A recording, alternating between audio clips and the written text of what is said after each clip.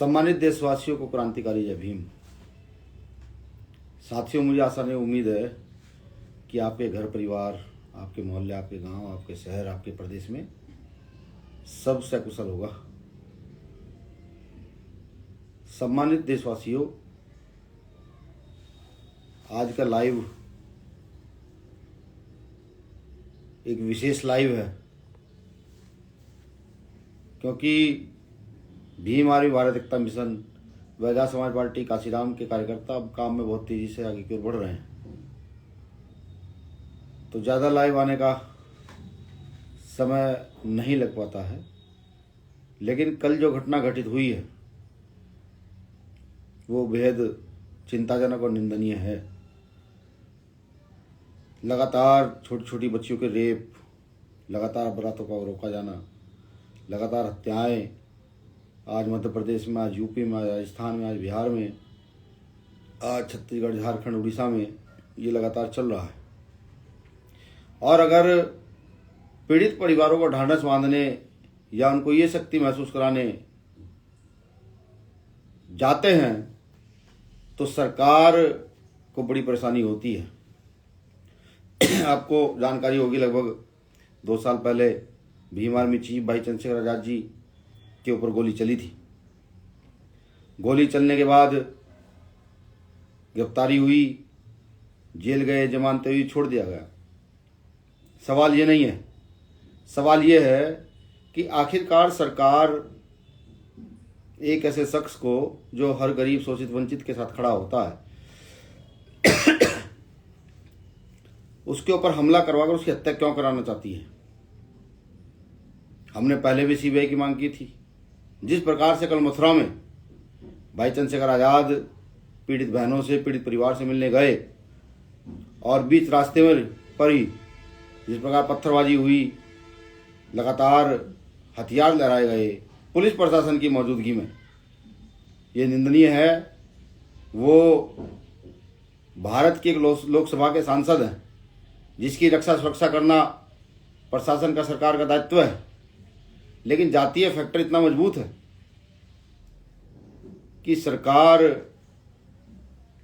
किसी भी सूरत में गरीब, शोषित, वंचित के साथ खड़े होने वाले भीम आर्मी चीफ भाई चंद्रशेखर आजाद जी को बर्दाश्त नहीं कर पा रही है। क्योंकि गरीबों के पक्ष में जब जब आवाजें उठी हैं तब तब तानाशाहों ने उन्हें खामोश कराने का काम किया है। मैंने पिछली बार भी सीबीआई जांच की मांग की थी कि सीबीआई जांच हो, आखिर गोली चलाने का क्या पर्पज है। भीम आर्मी भारत एकता मिशन आज फिर सीबीआई जांच की मांग करती है कि इस घटना की सीबीआई जांच होनी चाहिए। जब पुलिस को पता था, प्रशासन को पता था कि माननीय सांसद महोदय क्षेत्र में आएंगे, तो उन्होंने ऐसे लोगों को चिन्हित क्यों नहीं किया जिन्होंने वहां दंगा करने का काम किया, जिससे एक बड़ी घटना भी घट सकती थी। मुझे महसूस होता है कि इसके पीछे कोई बड़ा षड्यंत्र है और भीम आर्मी चीफ भाई चंद्रशेखर आजाद जी की जान को बड़ा खतरा है। मैं भीम आर्मी की ओर से सरकार को आगाह कर दूं, अगर सरकार ये सोच बैठी है कि वो अपनी मनमर्जी करती रहेगी, जातीय व्यवस्था को बढ़ावा दे करके दबंगों को कुछ भी घटना करने की छूट देगी, तो वो लोग याद रखेंगे भीम आर्मी है। मैं भीम आर्मी के तमाम साथियों से, तमाम बहुजनवादियों से, तमाम संविधानवादियों से ये कहना चाहता हूं कि इस घटना को हल्के में लेना मुझे लगता है गलत। कि आज भी एक हमारे नेता जो हर गरीब, शोषित, वंचित के साथ खड़े होते हैं, उन पर हमला होना इस देश के मजदूर किसान पर हमला है, हर बहुजन समाज के व्यक्ति पर हमला है, हर उस व्यक्ति पर हमला है जो एकता, अखंडता की बात करता है, हर उस व्यक्ति पर हमला है जो संविधान में विश्वास रखते हुए संवैधानिक व्यवस्था को आगे बढ़ाने का काम करता है। आने वाली 3 तारीख को भीम आर्मी भारत एकता मिशन व आजाद समाज पार्टी काशीराम पूरे उत्तर प्रदेश में डीएम कार्यालय पर जाकर के रोष प्रकट करेंगे और ज्ञापन के माध्यम से कलेक्टर महोदय से मांग करेंगे कि वो सरकार तक सूचना भिजवाए, भीम आर्मी चीफ की सुरक्षा बढ़ाई जाए, वे इस घटना की पूर्णतया निष्पक्ष तौर पर सीबीआई जांच की जाए। वह पूरे देश के भीम आर्मी भारत एकता मिशन के साथियों से, वह आजाद समाज पार्टी काशीराम के साथियों से मैं कहना चाहता हूं कि मुझे लगने लगा है कि सरकार निरंकुश हो गई है। विपक्ष भी सरकार के साथ ही शायद साझा है। कल से घटना घटित हुई है। किसी नेता का मुझे कोई ये नहीं दिखा कि एक सांसद पर हमला हुआ, ये गलत। तो बताओ इन नेताओं को, पक्ष को बताओ, विपक्ष को बताओ कि जो भी सामंती विचारधारा में विश्वास रखते हैं उनके खिलाफ भीम आर्मी पहले थी, है और रहेगी। आने वाली 10 तारीख को पूरे देश में हम जिला कार्यालयों पर जाकर के कलेक्टर को अपना ज्ञापन प्रेषित करेंगे और अपनी शक्ति दिखाने का काम करेंगे कि हमारी मांगों पर त्वरित कार्रवाई की जाए। और अगर हमारी मांगों पर त्वरित कार्रवाई नहीं की जाएगी तो हम प्रदेशों की राजधानी में एक बड़े आंदोलन को संचालित करने का भी काम करेंगे। हम सड़क पर निकल के आर्टिकल 19 का प्रयोग करके संवैधानिक आंदोलन के लिए अपनी यात्राएं शुरू करेंगे। तब तक सरकार उन दोषियों को या उनके पीछे खड़े जो लोग हैं उनको चिन्हित नहीं कर लेती है, तब तक भीम आर्मी अब शांत नहीं बैठेगी। साथियों, ये तो बात रही भाई चंद्रशेखर आजाद जी के ऊपर हमले की। अब मैं बात कर लूं बोध गया में मां बोधि मंदिर जो है उस पर मनोवादियों का लगातार कब्जा बढ़ रहा है। वहां एक बड़ा आंदोलन चल रहा है।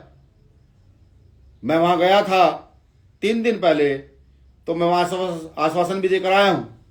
मेरे जाने के बाद प्रशासन हरकत में आया है, सरकार हरकत में आई है कि भीम आर्मी ने एंट्री कर दी है। अब परेशानियां खड़ी होंगी। कल रात 2 बजे वहां से जो मान्य भंते वो शांति से वहां भूख हड़ताल कर रहे थे, उनको जबरदस्ती उठा करके हॉस्पिटल में एडमिट कराया गया और उनको डराया धमकाया भी गया। इस आंदोलन के साथ साथ ही मां बोधि विहार का आंदोलन भी हम लोग बड़ी मजबूती से चलाएंगे। सब लोग तैयारी करें। बिहार में गया पहुंचने की जल्दी तारीख बताई जाएगी और तारीख बताने के बाद हम लाखों की संख्या में गया पहुंचकर अपने पुरखों का जो सम्मान है, हमारी जो विरासत है, उसको बचाने का काम करेंगे।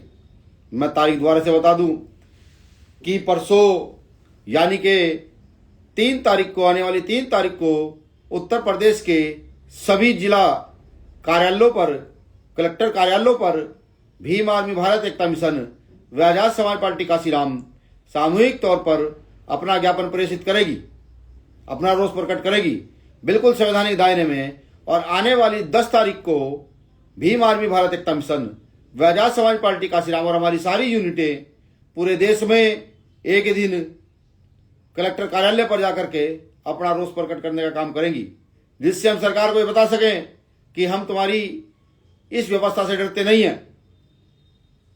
सबसे बड़ा सवाल यह है कि वो कौन लोग हैं जो भाई चंद्रशेखर आजाद जी की हत्या करना चाहते हैं। लगातार उन पर जिस प्रकार के हमले हो रहे हैं ये निंदनीय है।